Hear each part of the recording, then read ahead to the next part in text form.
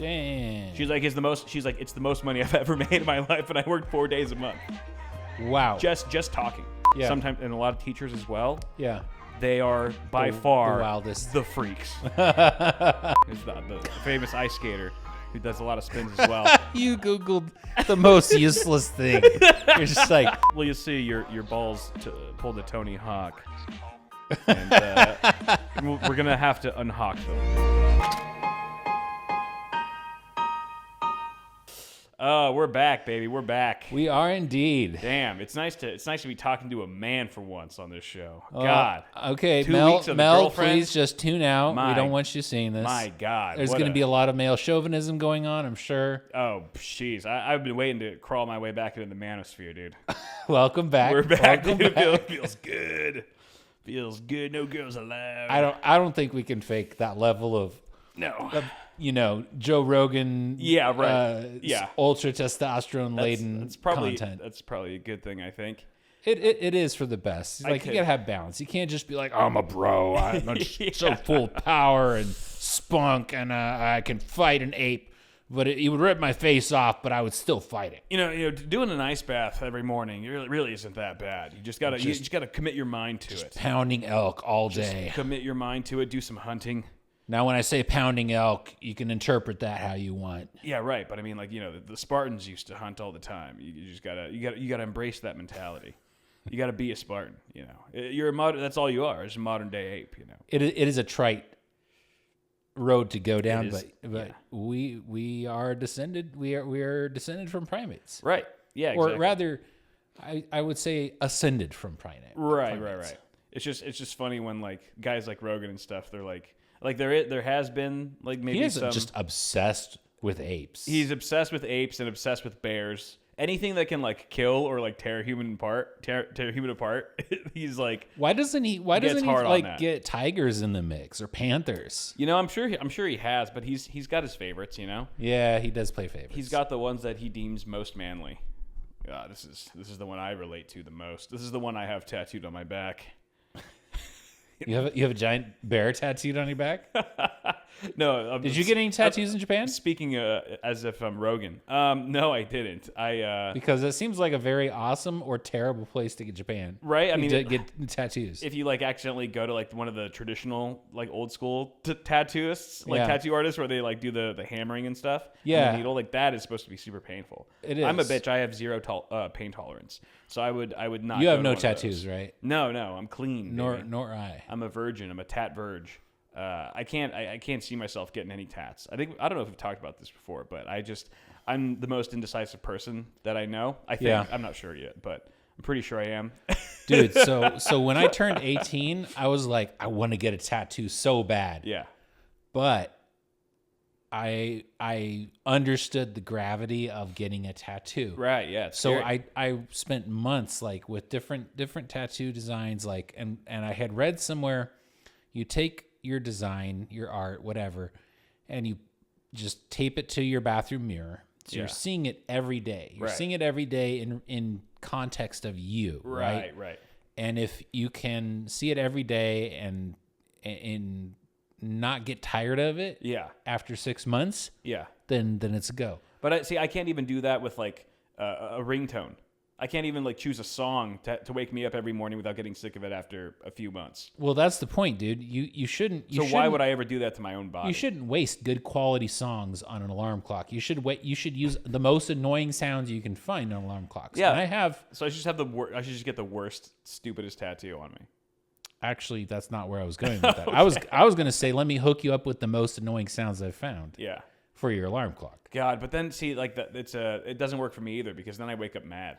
I just, Waking up like, mad is good. It motivates I don't like you. it. It I don't motivates like you. Yeah, I mean, it doesn't motivate me. It just makes me want. It just makes me mad and like I want to like sleep more to protest. Oh, okay. You know what I mean? Okay. Like no, like I make the decisions around here. I'm the man of the house.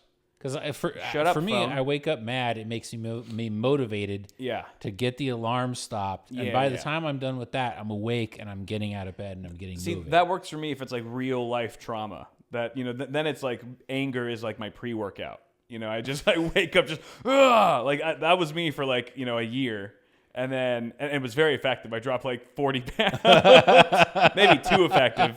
I clearly gained it all back because I'm not that mad anymore. You got too ripped, my dude. I got way too into it. I was just like doing all the things, just hiking, 5-10 miles every single day at like 6 a.m. Honestly, I can't. I'm kind of jealous. I've gained a lot of weight in the last. As have I. I've gained it all back. 6 months and then some. But it was cool. Like it was cool to have experienced, like, oh, this is what it's like being one of those A+ type people who does that every day, whether or not, whatever, regardless of how they feel. Like they've gotten into that routine. Yeah. Like it was cool to experience that for like a year or whatever, however long I did it. But I was like, I know myself. Like that wasn't me though. That was me like uber charged on just unhealthy feelings. And fortunately I was able to convert them into something positive. Yeah. But I don't have that toxic fuel to run on constantly, Well, and ultimately that's a good thing. So, right. You gain some happy weight. Yeah, exactly. I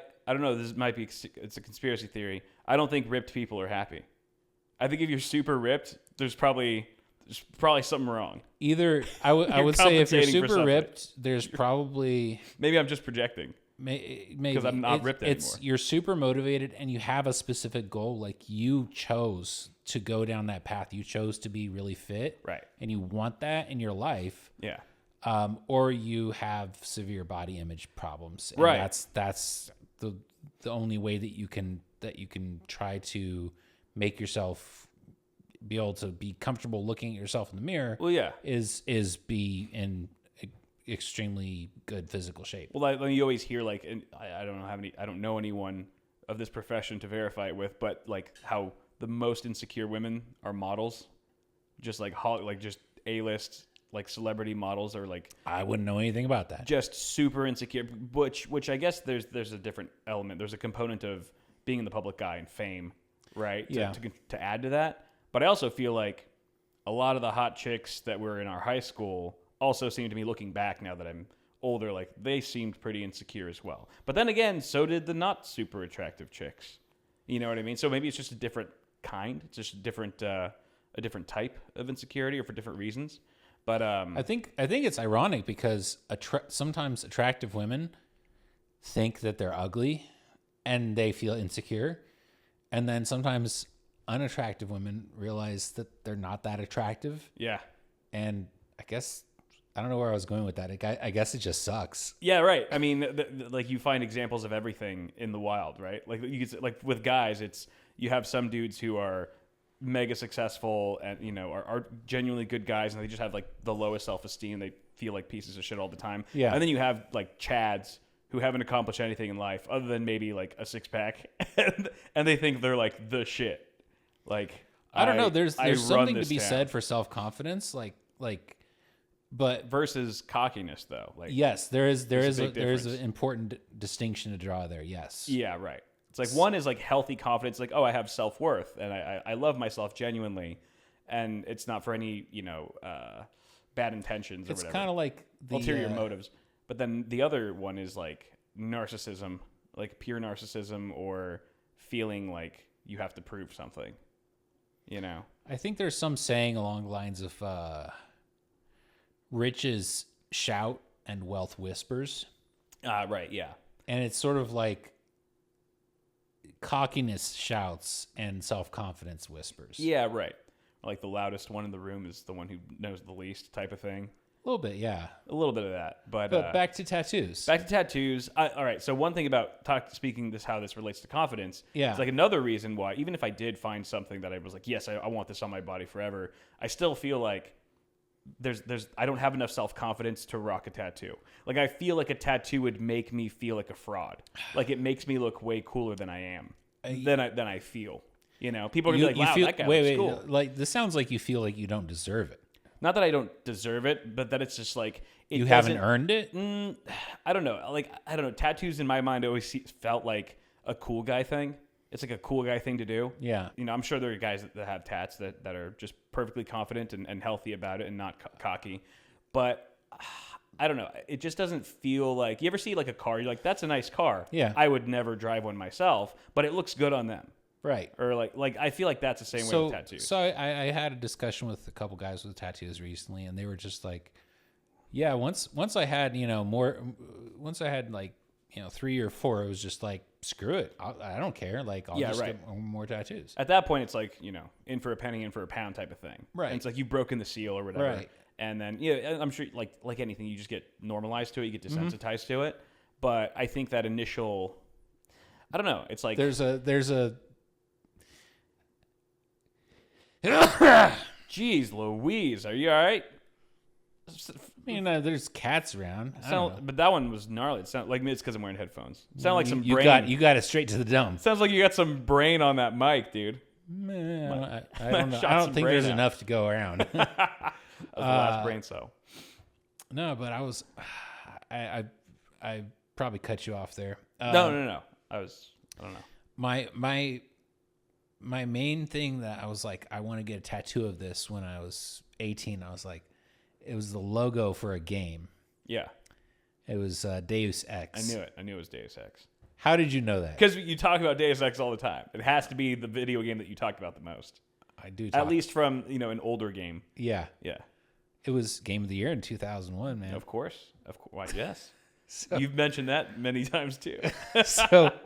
So I really tried to be like, yes, I want to get this. And then I never did. Under the logo, you should have Game of the Year in 2020. But ultimately, I was like, I got out of that phase, and then I was recently thinking about it. I was like, you can have tattoos, they can have meaning, or they can just be for fun. They can just be like, I saw a cool piece of art, and I was like, I like this art. I don't want to have it on my wall. I want to have it on my body. Right. Yeah. And I was like, yeah, that's a good way to look at it. I feel like the way that I would approach it is, if you're going to get a tattoo, this is how I think of it. If I was going to get tattoos that just were for fun and didn't really have any deep meaning, I would feel the need to get a bunch of them. I couldn't just do one shitty, meaningless tattoo. It would have to be like, I'd have to lean into, I'd have to own it and go full throttle. So, you know what I mean? At least Jigglypuff on the left ass cheek. Yeah, Pikachu and on the right. Charizard. Yeah, exactly. Right? Or Pikachu on the right. Yeah. But surprise Pikachu. Surprise Pikachu. Actually, no, it's just surprise Pikachu on your thigh. It's just the first thing a girl sees going down. Just like, whoa. Like, she makes the same face as him. Like, oh. She just thinks, is there a mirror in your pants? Like, what is going on here? I saw my reflection in there. So I never ended up getting a tattoo. Yeah. Even one of those meme mustache tattoos. Yeah. I knew someone who had one of those. That was pretty cool. But like they had like dozens. They had dozens of like tattoos like that, like a SpongeBob here, whatever, like just random shit. So, and it worked that way. But if it's just like, you can't just get one. Yeah. You can't just get one. So I'm still a clean slate, but I've not ruled it out. Basically, a major factor, to be honest, is like, if my parents are still around, then I'm probably not going to get a tattoo. Is there any tattoo that you could get that they would get their approval? I can't think of any now. Really? Like I don't know, like something religious or something that like a family member. No, because family member. Their religious ideals are that tattoos are against their religion.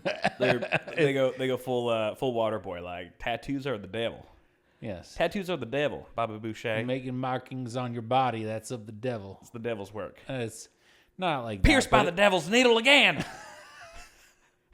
It's not like that. It's just like I respect my parents and I respect their wishes. Yeah. And one of their wishes is please God, do not get a tattoo. Okay. Yeah. And I'm like, okay. Mel and I were talking about this. Like, we were talking about how to live a full life true to yourself. Yeah. But also one that doesn't end up making your parents completely hate or disown you. Right. And like skirting that fine line. Yes. Right? Because you kind of want both. You don't want to just... You want to have a good relationship with your parents. You don't want them to be disappointed in you. Right. But you also your goals are not always aligned with their ideals, Exactly. Right? Exactly. And like that's what we were saying is like everyone starts off in life just being told what to do by your parents. Your parents tell you this is right, this is wrong, this is wrong. And then you develop that moral compass, and then you grow up and you kind of like, oh, well, this compass is kind of pointing this way, which doesn't always align with what your parents were saying. Sure. And so then you go, okay, well, do I embarrass them by doing what I feel like I want to do, or do I just kind of like be the representation of who they want me to be?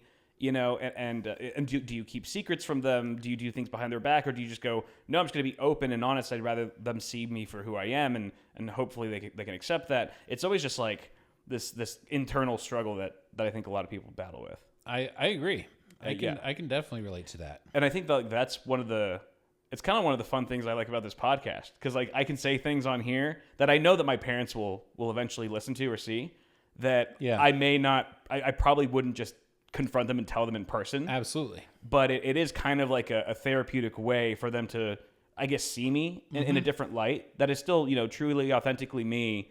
But I think I'm okay with it because I know, like, I kind of know my intentions. I know who I am at this point. I know that I mean well and that I'm a good, you know, I try to be a good person, a good son or whatever.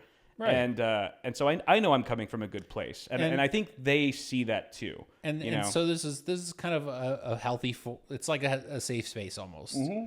It's like a healthy forum to not air your dirtiest, darkest secrets, but like be true to yourself. Right. Exactly. Yeah.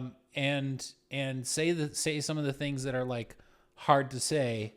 You know, if you were just one-on-one with your parents and you're just like versus like we have an audience that could include anyone, right? And we're just choosing to disclose these things about ourselves and be honest and you know, I think it's a good balance. Yeah, and I think everything is a case by case basis, right? Like everything that you want to reveal yourself or choose not to reveal about yourself, and how that would affect what your parents would think about it and how important that thing is to you. Right. Like for you, it's like a tattoo. It's like, is that a make or break? It's like, do you need a tattoo? Like maybe that's not as critical to you as like what you choose to do for a living, like your career path or who you're dating. So maybe you're less likely to, you know, color outside the lines with that. But sure. But you know, you pick your battles. You go, okay, how much does this mean to them, and how much does it mean to me? If it means way more to them than it does to you, and you don't want to rock the boat that much, then you know what, it's fine. You know, I'm cool with that. Yeah. But there are those times where it's like it's important to you and to them. It's like almost of equal. You know, you kind of it's a fork in the road for sure. And those can be challenging times. Definitely. But so what did we have planned? We had some travel stuff planned. Yeah. Okay. So wait. First of all, I gotta let this out. Literally, I've been farting all day. Yeah. And one thing I just realized that I do, this is kind of a quirk that I just realized today.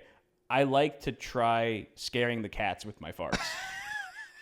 I love you, man. It just dawned on me that I've been doing this for years. And I never really you sneak up on them and turn around, or they'll just be sleeping next to me, and I'll try to like wake them up with a good one, you know, just like rupture the couch and just if I can get a jolt out of them, I'm like, yeah, like. Now, do your cats ever fart? I've never heard them fart. Because I know dog farts. Dog farts are a thing. Definitely, I've smelled some dog farts. They're wicked. Cats, I know cats, they have to fart, but I've never heard my cats fart, and I don't think I've ever smelt anything super foul. If it was like because there was shit on their ass. Yeah. You know, but I've never really smelt a cat fart, I don't think. But they have to. But scaring your cats with your farts, that's primo, dude. Yeah, if you're sitting on hardwood, there's no escape for them, dude. Dude, you know what's the most, it's like the equivalent of singing in the bathroom. You're like, oh, the acoustics in here are so good. Yeah. Is the old McDonald's booths with the plastic benches. Yeah. Dude, those are primo. You rip ass on one of those, the whole thing is like reverberating like a drum. You're in the Hollywood Bowl. Yeah. The acoustics are fantastic. Just echoing on the walls, dude. That is so true. Yeah, that was a good one. But yeah, just need to share that with the class. I appreciate it. It's good. It's a long-time hobby of mine I just rediscovered. But yeah, you know, in the last few pods, it was in Asia and Japan. We did one in Taiwan with Mel, and I was talking about a lot of our experiences there. But there were a couple things that we didn't touch on that I wanted to go through really quick. Yeah. One was that when we went to Disney Sea, which is like their Disneyland. They have a couple different parks there, but I don't know if I mentioned. And correct me because you watched the pods, I think, right? With Mel, somewhat. Let me know if I'm repeating myself. But I think there is like the rides, they are not very accommodating for plus size people, which, you know, it's Japan. Color me shocked. Right. But I mean, like the first ride we went on, it was like Journey to the Center of the Earth, and it was like their log ride or whatever. I strap in, the thing comes down, and I felt like if I was 15 pounds heavier, this would be a struggle. I might not be able to make this ride.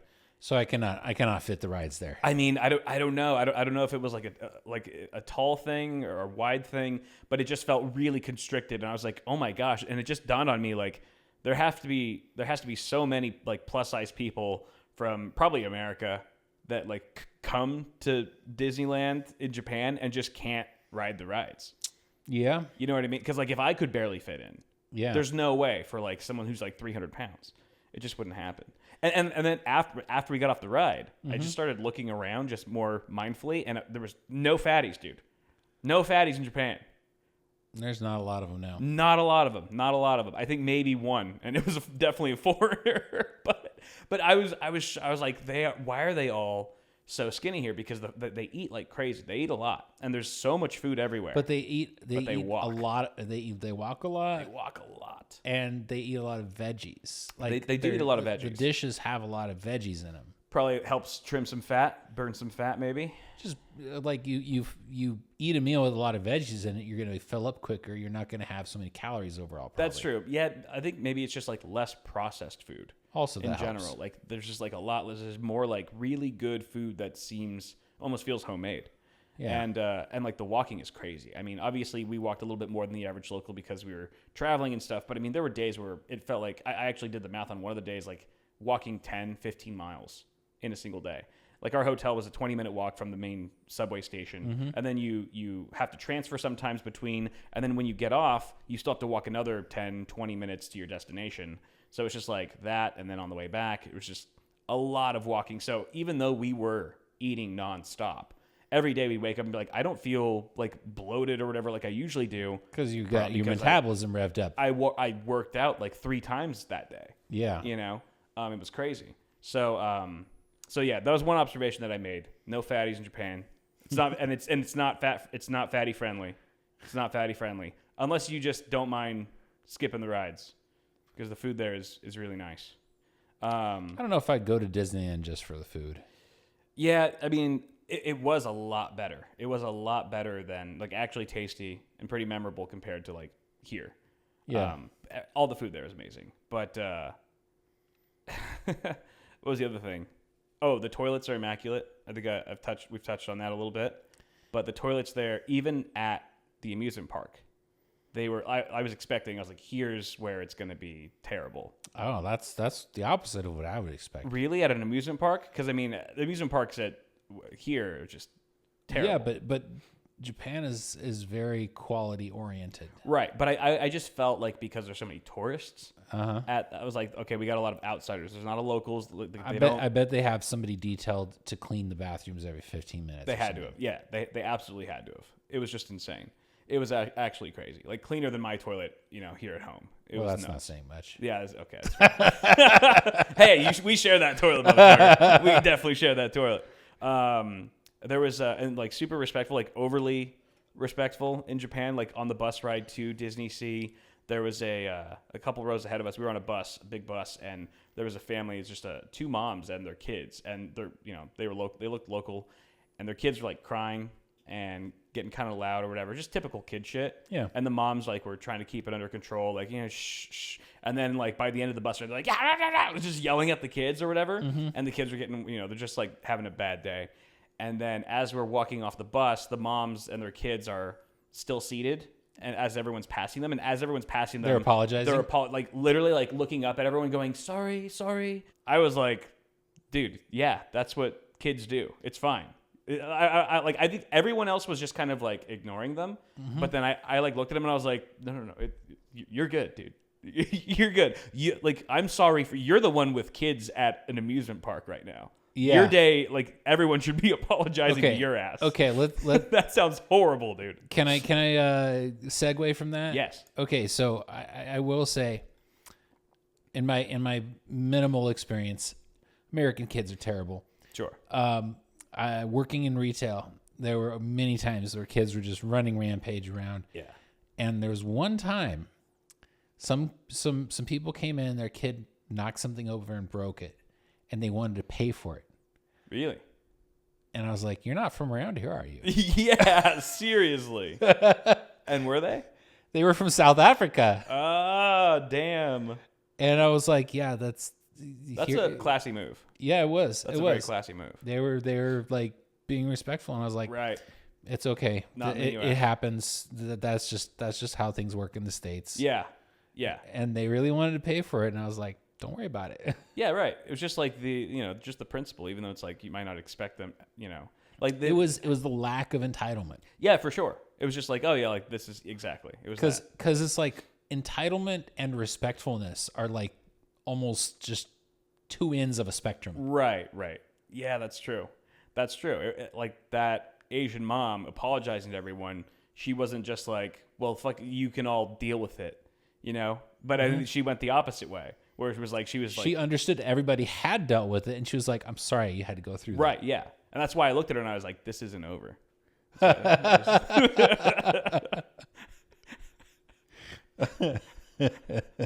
I'll remember this. That's what I said to her.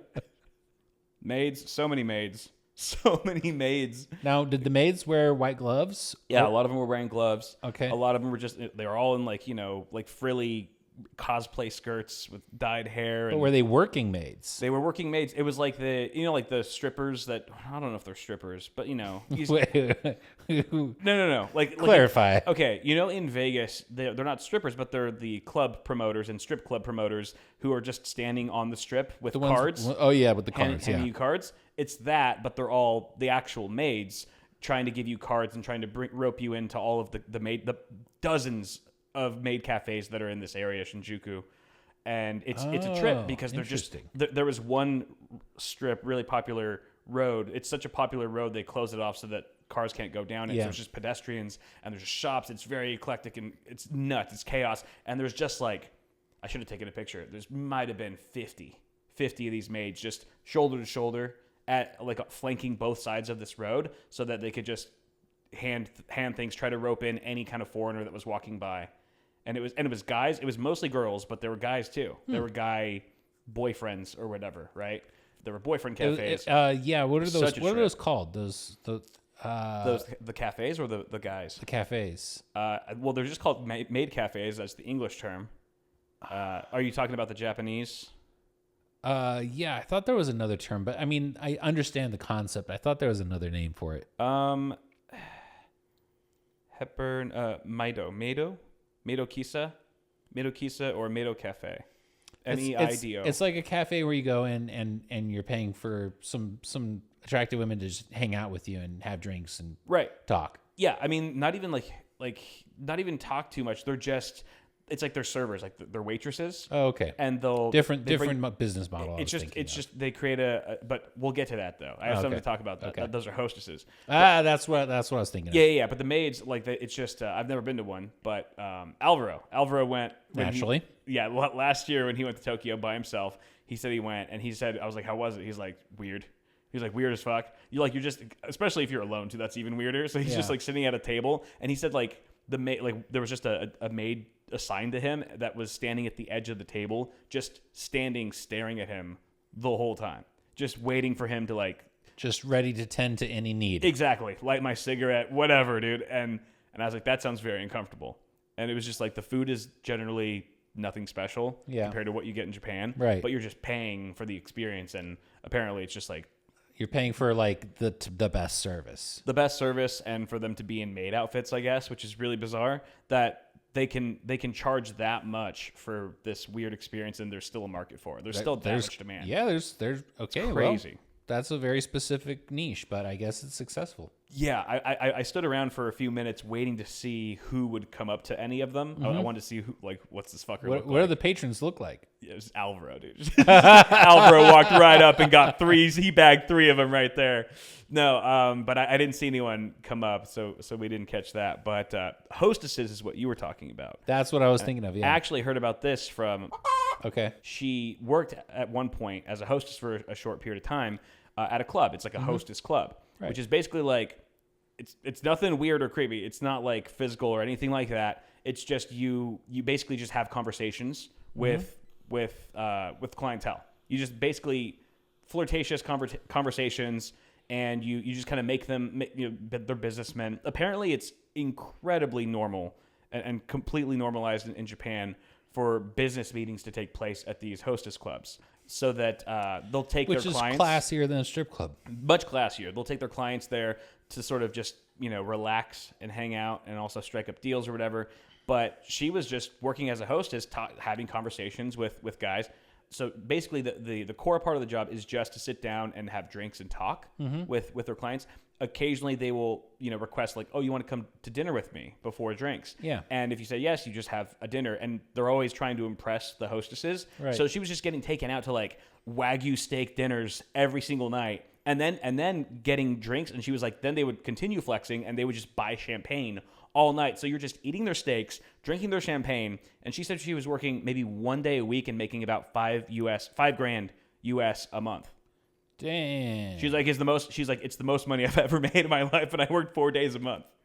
Wow. Just talking to businessmen. Dude, guys are lonely. They want female attention, and yeah, I see a hole in your sock. There is, as usual, multiple.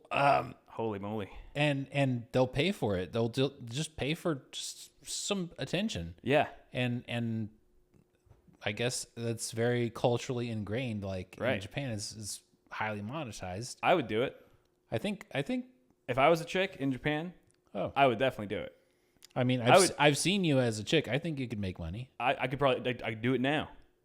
I just wear that maid outfit, dude. I already have the outfit. Like the the filter. Yeah. Yeah. I think you'd make some money. Those filters are deceiving, dude. I feel like we would all make it with those filters. They're just trying to butter us up. None of us would be that hot. Like maybe some of us would become 8s as women. But I think some of us would not get close. I think I'd max out at like a 4. I think I would. Yeah, I would probably get maybe a 4.5. But it was just crazy hearing all these stories. But yeah, that was pretty much it. I don't really have too much else to talk about like that's planned other than, vacation's over, back to reality. It's a harsh transition, man. Yeah, I immediately came home to a stack of mail that jury duty was in there. I put that on the top for you. Thank you. Yeah, I noticed that. It was really effective because I just looked at the pile of mail and I was like, all right, first thing, let's go with the jury duty. I'm like, I'll get to it later. If we're starting with that, I'm gonna do it later. I tried to just like sort it in order of like importance in terms of time sensitivity. Yeah, no, right. But that didn't do you any favors, did it? No. I did register though. I did register for jury duty today. I'm doing my due diligence. So I have to like just you just check in online to see if they're gonna call you in for reals. Honestly, people hate jury duty, and I get it. It's very disruptive to your life, but I am a firm believer in it's at least for me. I feel like it's one of the few civic duties that I have a lot of respect for. I if I get jury duty, I want to try to serve on a jury. Well, yeah, like you were saying, like if you were ever in the position of like a defendant, you would want someone like yourself on the jury. Because the average American is just so dumb. You're like, is the fate of my life really in the hands of these idiots? Yeah, you take 12 random people off the street, it's probably gonna, and not only that, it's not just 12 random people off the street, it's a whole group of people, and then the defense and the prosecution all try to like sort through and try to get the ones that they think are going to be manipulated to their side of things. And it still feels like they were just pulled off the street. Yeah. You're like, did you go to Skid Row for these people? I don't know. I have no disrespect for the average juror, but it's just like, yeah, it's scary to think of 12 random people with driver's licenses in the same zip code as me or whatever. Yeah. Like the people you see at Walmart, that's who's in charge here. Most of them have driver's licenses. Most of them, or at least a license to ride one of those motorized shopping carts. I don't know, but I'm proud of you for thank you being willing to follow through with that, even though it is especially when you have a 9 to 5 kind of job is very disruptive. Yeah, definitely. And I fortunately I'm self-employed, so that helps a little bit, but I also get no paid time off. So I did put that. They're like, how many days of paid time off is your employer giving you? I was like 0. Not that that'll factor in their decision any, I'm sure. But have you seen the show Jury Duty? No. You know what it's about at all? I imagine it might involve jury duty. Yeah, it is. It follows a mock case. It's a mock case. Oh wait, but one guy's not in on it. Yes, one guy I watched that. I watched. Oh, you that. did? Yeah, It's so funny, right? It's really good. It's so good, and it's a perfect premise because a lot of the the average juror is just a wacko, and so they just had have like a lot the one of guy play. who was just kept falling asleep. Yeah. It was a lady. It was an old lady that just kept dozing off, kept nudging her, whatever. I mean, there were so many little tricks in there, so many little things that they pulled, and then it was just so well done. But I thought of you for that show because the guy that they picked to prank for the entire week or however long it was reminded me it reminded me of you a little bit. I was like just like a super nice, friendly guy, just very innocent, just kind of polite and just trying to get through his thing and managing the stress of it all and the chaos so well, and also just being so open-minded about all of these people and their weird quirks and crazy habits. I had that thought. I was like, Ian would have been a perfect candidate for this. That would have been incredible. But funny show. If you guys haven't seen it, jury duty is really funny. All right, let's see. I have a couple things to throw out. Okay. So parties in Vegas, specifically at trade shows. Yeah. Specifically at trade shows for medical devices. Okay. Yeah. You have a background in this. Yeah. So I don't know. I don't think I've gone. I don't think I've touched on this before. But I don't think you have. I had the opportunity to go to several cool parties for trade shows for medical devices where you go to a party and it's like doctors, nurse practitioners, right? All these medical professionals, and as well as CEOs of companies, and it's just a whole mix, and it's a lot of fun. Yeah. But doctors and medical professionals know how to party. That's what I've heard, dude. I've definitely heard that. So something that you had mentioned earlier before we started was some hookups on vacation. Yeah. And it reminded me of this because it wasn't an actual hookup, but it was it reminded me of this whole situation. Okay. So one year I go to this party and it's off the chain. It's awesome. I eat fermented shark. Oh God. Yeah. And off to a great start. That was a terrible hangover. Oh, but anyway, so that particular company, the year or two later, I went back to this trade show.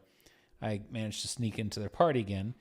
And so the first time I went to this party, I saw this one particular woman who was she's pretty attractive. Yeah. And as things were, getting later and later and people were getting, wilder, I see her just straight up. It's like a penthouse suite kind of thing. Yeah. Just straight up making out with a dude on the stairs in the penthouse, full on. That's crazy. And I was just how old was she? I don't know, mid early 30s. Middle aged, yeah, sure. Yeah. Either just single and ready to mingle or recently divorced. I don't know. Other. Not older than me. Yeah. And so I just thought that was hilarious. And the best part is the other guy that the guy that she was making out with was this really cool dude. I was talking to for 20 minutes. I was I was pretty litty, and I was just blah blah blah Bitcoin. He's Bitcoin. And we were just because it was all the hotness at the time. Right. And, it'll never fail. and so that's how the night ended. I was okay, I got to take off, and I see them making out. And then a couple years later, I go, same company throws a party. I go because they're always good. Yeah. And I see her there again. And it was a little bit more restrained because of post-COVID, sure. Reductions in budget. She was probably patient zero, dude, just macking on all the peeps, dude. So that Wuhan flu. It was cool, and they actually had live musicians. Yeah. And I kept giving them requests. Of course you did. Of course you did. It was Sexy Sax Man. It was just play George Michael's. I remember one of them was Heaven is a Place on Earth. Oh my God! Because I had just watched San Junipero a couple weeks ago. That's the ultimate white dad request right there, dude. But to their credit, they did a good job. I give them that and White Wedding and a few others. Okay, but The same woman was there, and we just got to like hanging out and dancing. Yeah. And we are going for a while, and then Yeah. things wound down, and we were all leaving, and they're like, "Okay, we're gonna go to this club," and I was like, "Okay, that's cool. It was fun, but I got to go crash because I got to get up at like 6:30 to get ready for the convention tomorrow." You were the good guy. You chose the path of righteousness in that RPG. Yeah, if I had gone to that club, dude, I would have been. I don't know what would have happened. It wouldn't have been good. Could have been the guy on that stairwell, dude. Nah, I just. Did she go? Did she go to the Yeah, thing? she and a couple of her friends were going, and I was just like, okay, that was fun. I'll see you guys later. Damn. And dude. then I got super sick after that. You got sickness without the makeout. Yeah. It was fun though. Yeah, for sure. It was fun. I feel like they those medical professionals let loose because they're just so stressed all the time, right? Like their jobs are their life, and they're just working day and night. So the conventions are almost like a vacation. Yeah, In right, fact, exactly, 100%. They market them that way because they'll have like a medical convention. Yeah, like, and then Disneyland is across the street. Okay, yeah. So they want people to come out to the convention, pay a bunch of money to participate in the convention, right? But then those people are financed by their facilities. Right. So they're basically like, we need to make a very attractive venue. Yeah. So that people will want to come. They'll get their trip paid for by their facility. Yeah. And they'll come out and do the thing and make the convention profitable. Right. But then they'll also be here because they want to go to Disneyland. Exactly. Or whatever. Little wine and dining for sure. Exactly. But yeah. So Vegas is obviously a good place for that as well. 100%. You already know it's just going to get turned up in Vegas. Yes. Any kind of industry. Like the tech industry is the same thing. I'm sure. I heard the CES parties used to be a lot more wild back in the day when I first, just barely, they just started dying down and started losing some of their absolute degeneracy right when I started going, like 10, 12 years ago. Shame. But I've heard just wild stories of just like dudes blowing cocaine off of strippers in hotel suites with like the product displays right there. It's just great. I've never been to any of these for the record, but I've heard some insane stories. And it's just one of those things. It's like, you know, I think a lot of people just working professionally, you know, working 9 to 5s, they're just looking for that one night to let loose. You gotta let loose. They gotta let it out somehow. Yeah. You know, and some of them go harder than others for sure, but the conventions are a good place for that, man. Yeah. Especially because you're traveling, so you already have like, you don't have like your family with you or whatever. You're just like, you're out there, you're doing your own thing. You can let loose and not probably not have any super damaging things follow you. Yeah, and when you're that age and you're working professional and you have a family, that is probably one of the very few times of the entire year that you actually just have a night out to yourself. Yeah. You know what I mean? Mm-hmm. Where it actually feels like, you know, like you're supposed to be there. It's you can't just like on a random Friday night just fuck off to downtown LA by yourself and try to strike up conversation with the locals like this. You know what I mean? So it's a perfect storm for absolute degeneracy to take place sometimes. Yes. Man. So yeah, it's a good time. Always, if you hear about some company throwing a party at a trade show, try to get your way in there, man. And if you have a chance to dance, hang out, party with any medical professionals, they seem to know how to party. I remember I was reading it was a subreddit, or it was a Reddit thread, and I think it was a guy who it was like an AMA. He was a host for a club promoter or something in Vegas, and he was basically responsible for getting the drinks, getting the girls or the men strippers for bachelor parties, bachelorette parties, okay, right? He was the go-getter. He was the getter. So he was saying that he was like, you would be shocked to know like how many women. He was talking about like people. It was an AMA, so people were asking him who's rowdier, who's more wild, men or women. He's like, women for sure. It would shock you. And then they're like, is there any particular type of woman? Like what demographic of women are like the craziest at these wild Vegas parties? He's like, believe it or not, it's all the medical professionals, nurses, if they're a nurse or a doctor, anyone in the medical, sometimes, and a lot of teachers as well. Yeah. they are by far the wildest. the freaks. The freaks, dude. He just looks like, dude, if you meet a nurse in Vegas and she's at a bachelorette party, you are 100% getting away. Oh, so funny. I find that very believable. Yeah, it tracks with your story. Because they put up a lot of shit, and they deserve to have some recreation. Yeah, yeah. And they got access to all the drugs. They have every pill known to man, or at least know someone who can get anything. I would be surprised by the extent of that if it was extensive, because usually it's pretty well regulated. True. But yeah, Something always slips through the cracks. but if you want to party with medical professionals, because if somebody's ODing or whatever, then they can intervene. Or, at the very least, just hook you up to an IV next morning, Dude, have you that- ever done that one pack. of those? No, I've never done it. I thought about doing that one time in Vegas. You've never done it either? The first time I went to Vegas, I drank a bottle of rum, Oh, yeah. and then the next day I drank a bottle of rum. Right. I remember that. And I then remember you telling me that. I learned what a 3-day hangover was. Oh, no. That would have been a worthwhile time to get the pack. Yes, that would have been the investment I'd be to like, make at stick that me. point. Yeah, I was talking about that the other day. I was like, are they worth it? Because I saw an ad. It was like the most LA thing ever. It was like a IV. Oh, they have Drip them. shot. They have them in downtown LA. Yeah, they're everywhere now. Yeah. But Like med spas. but I was like, are they worth it? Are they overpriced? Are they overhyped? I would say like in that situation, probably well worth it. But And you can order them. They'll come to you with like a mobile like thing. a bus or like a van. They'll come to you and just Yeah. give you a banana bag and Right. get you back on your feet. It's like $250 or something. But It'd be a baller move to just get one of those at Coachella. It's like you're car camping and it's just like in the middle of the desert and just like you have a team of nurses just sticking you. Yep. That's pretty cool. What are the other topics here?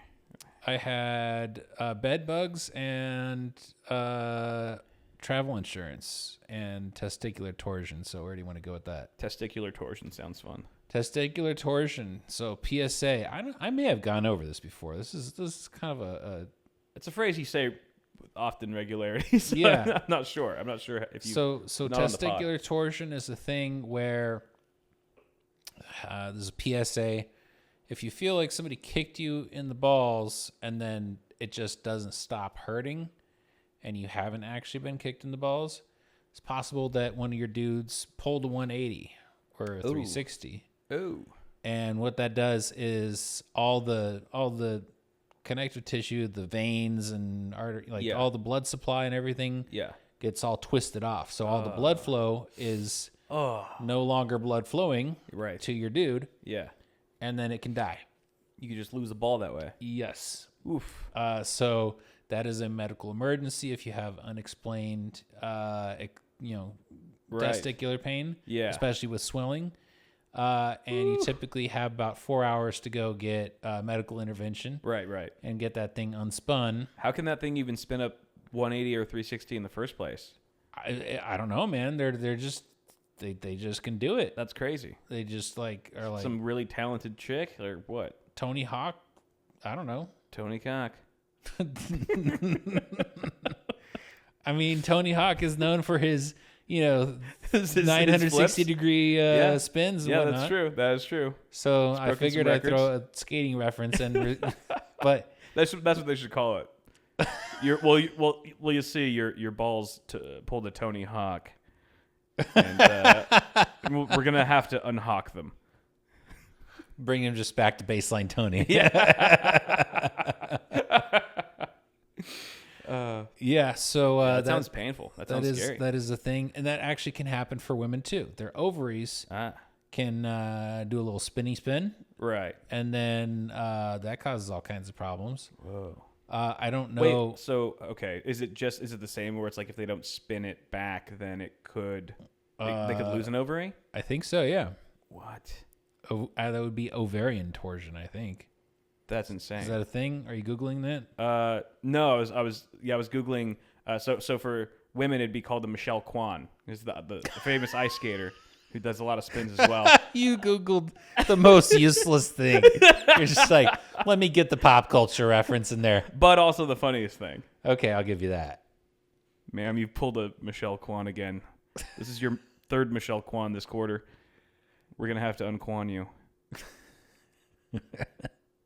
Yeah, so reproductive organs can do unexpected things, and I don't know how the symptoms would manifest in women, but I imagine it would be noticeable that something is deeply wrong. Right. This is a weird question, but like, what's actually in your ball? Like, okay, when I grab my nuts, it feels like there's 2 marbles in there, but I know they're not marbles. Are you talking about your individual testes? The individual testes, you could feel that there's a physical sphere in there. Yes. What is that? What's it made of? That's a testy. Right. And then there's some auxiliary equipment around them. Yeah. Like you have the vas deferens. But is the mass is the testy mostly just like it's ball. It's just ball. It's like a little sperm factory, and it makes sperm. But what makes it so sphere and like hard like marble like? That's just the design. It's just the design. It's encapsulated. It's like a little. It's right. It's an organ. Yeah. Okay. It's an internal organ. Gotcha. That then becomes external in men. Right. Right. Remember, like when your baby, like your testes descend. Yeah. Yeah. So testes and ovaries are analogous. Like just like a dick and a clit. Yeah. More or less. Yeah. So testes start out as internal organs, and then they become external organs, right? More or less. Yeah. Because they can't be body temperature. They need to be cool. Okay. That's why they dangle. They need to be Gotcha. They need to be chilly boys. Gotcha. Because the sperm doesn't like to be super hot. It's like a jacuzzi will kill your sperm. Right? Yeah. Yeah. Absolutely. Yeah. So does that mean you don't need to wear a condom in a jacuzzi? No. Okay. And you should not be engaging in sexual intercourse in a jacuzzi anyway, because that's disgusting. Because have you seen that foamy water in jacuzzis? That's how it gets after I'm done with it. If you're trying to get somebody pregnant, you are supposed to avoid hot baths or jacuzzis, right. Blah blah blah. With like a butcher, like a meat fridge, a meat locker, be a good place to do the deed if you're trying to get pregnant. Like, No. It's just you're supposed to keep your dudes cool throughout the day. Okay. But like colder doesn't mean more sperm production. No, they're not supposed to be 50 degrees Fahrenheit. Okay, yeah, you can't cryo freeze them. They're supposed to be like in the mid 80s or something. No, they're like cats. Yeah. So but the same. So like if you take a lion, for example, and you take an infrared photo of them, from behind, you will see that their testicles are a lower temperature than the rest of their body. Makes sense. I know this because I've seen such a picture. I can tell. So anyway, long story short, if you have excruciating pain in your genitals, you probably should go to the doctor. Now, you may already know that, but in case you didn't, go. Right. And it's funny that like your balls need to stay cool in order to produce sperm, but then your sperm is actually hot when it comes out. Like, you would think that if it requires a cold environment, that it would come out cold. I think it's not cold, it's cool, but cool. Somewhere I'm sure there's a study. Yeah. What is the average temperature of a fresh load? Right. Because like for example, we have that meat thermometer. Not tonight, Kyle. Not tonight. That's a Saturday night activity. So like urine is just straight up body temperature. Right? Yeah. Right. So I would be interested to see like, is the temperature of fresh semen going to be significantly different than like body temperature? Check your load temps. Because the true fans. I don't think it would be that far off. I don't think it would be urine? Like the semen. I don't think it would be that chilly. Okay. I think it would be maybe like 95 degrees or something. Damn, that's pretty warm though. That's like your what's your body temp supposed to be? 98, right? 98-ish. Okay. Yeah. So like a little bit cooler than body temperature, but not quite body temperature. Right. I don't know. Let's. We've been talking about juices for too long. Juices are drying up. Travel insurance. Okay. Do not go for the travel insurance that your airline offers you when you're buying tickets. It is Oh. It is most I never do likely I never do that anymore. dog shit. Yeah. If you're going somewhere where, you know, you're going to do stuff that's like you could get injured if you fall or, you know, whatever, or you just want the coverage for your trip itself, go through an agency that specializes in travel insurance. Yeah. That's my advice. That's all I got. I never do any of that shit. For anything I buy, like if I go to Best Buy, they're like, do you want to protect this 2-year warranty? I'm like, no. Anything on Amazon, I never get any kind of like warranty protection. The only thing I'll ever do that for is probably a car. Yeah. Where I'll get a good warranty on a car. Yeah. That's about it. I've done that before and it paid off. It's not always a good investment. It's paid off for me too, but yeah. But it's like it's a form of insurance typically. Yeah. So yeah, I got that on my most recent car. I was like, Yeah. I haven't used it at all yet. I may never use it, but if something arose where I did need to use it, it could pay for itself easily multiple times over. Yeah, I've always felt like any kind of, for anything else, an extended warranty or any kind of like insurance, you know. You should probably start getting that on your washer and dryer, man. The washer and dryer, yeah. Well, one of them's relatively new. The other one maybe aging a bit. Yeah, it's hanging in there. Yeah. Lastly, I have a PSA about bed bugs. Okay.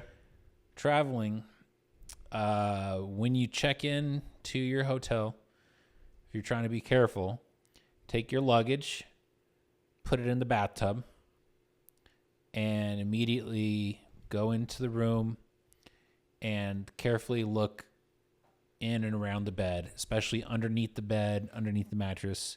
Look under the sheets and mattress cover, whatever. Look in the little nooks and crannies around the bed.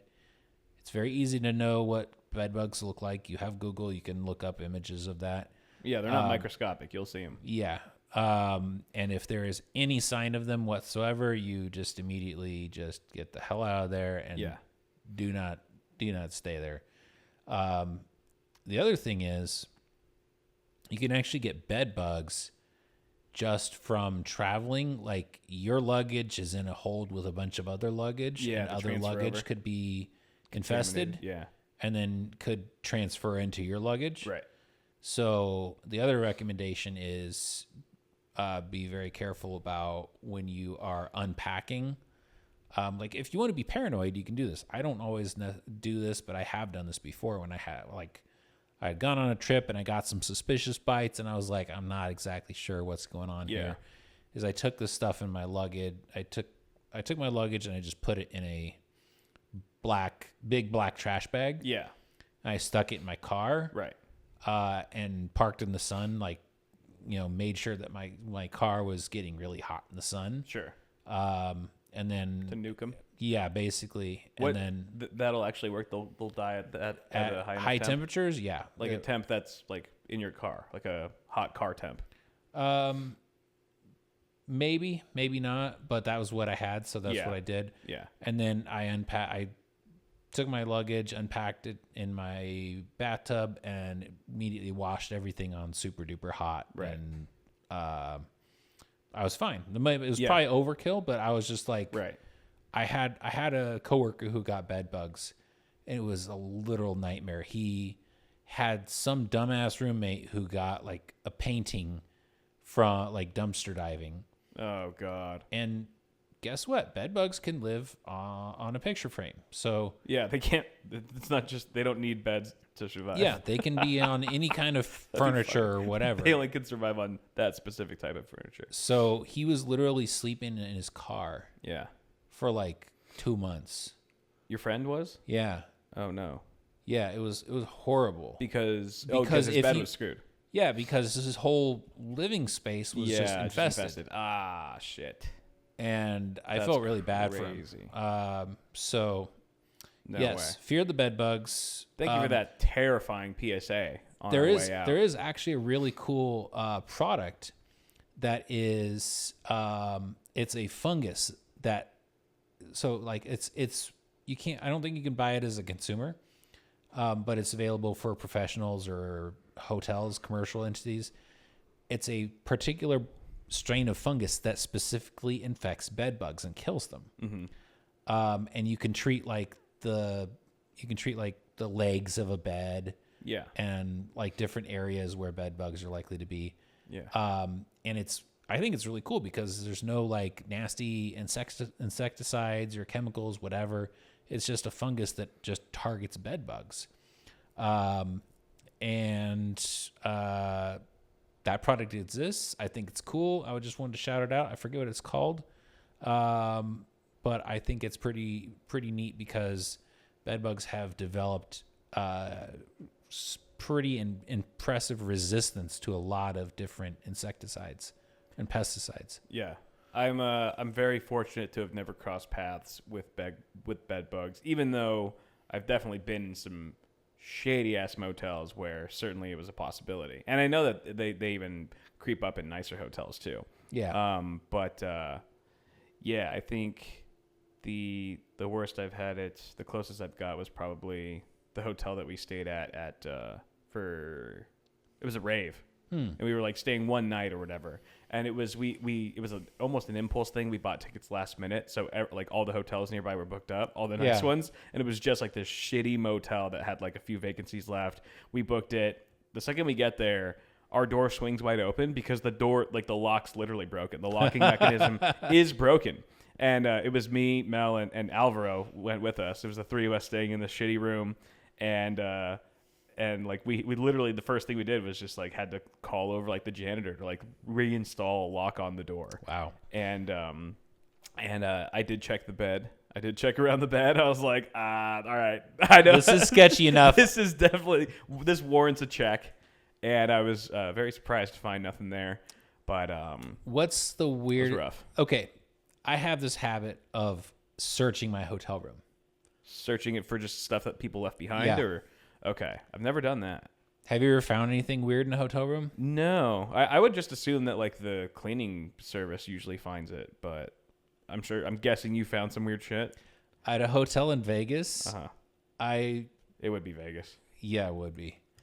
I was searching around and I actually lifted up this piece of furniture that turned out to be like just a facade. It was like hollow inside.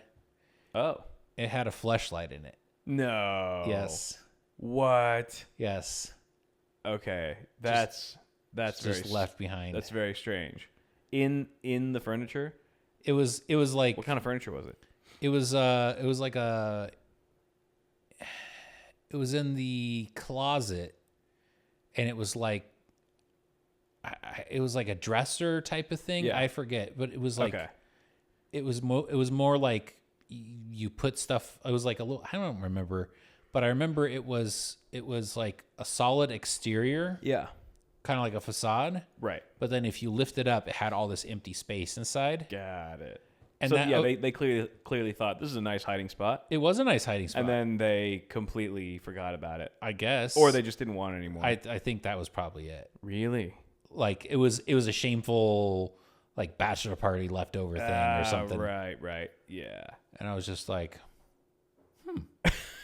okay, now I found something weird in a hotel room. I bet the cleaning maid just like looked in there and was like, nope. And just If they saw it, they would have probably just left it. I mean, if I was in their position, I would have done the same fucking thing. Like someone else will deal with this. Yeah, so that's the weirdest thing I found in a hotel room. But Man, it all it doesn't started. really inspire me to look around a hotel room. It all started when I was at a bachelor party in Vegas, and for whatever reason, I decided as everyone was leaving, we were checking out, I decided to look under all the beds with my flashlight, and I found a ring, and it turned out to be somebody's wedding ring. Ooh. That like they took off before they went to bed, and then it like fell under the bed. Right. And they were extremely happy to have it back. Oh, you returned it to them. Yes, it was somebody in the party.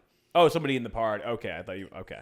Got it. And so I was Holy shit. that sort of that cemented my Right. habit of like Right. searching hotel rooms. Especially, I mean, you really in the two times you found something, you really experienced the full spectrum. You went from wedding Yes. ring to flashlight. yes, that is the opposite ends of the spectrum, really. But yet still both very fitting for Vegas. And they both fit on appendages. They sure do. And that's all I got. And that's our time. There's a reason the show doesn't have sponsors yet. Guys, thank you for watching. We will see you next week. Adios.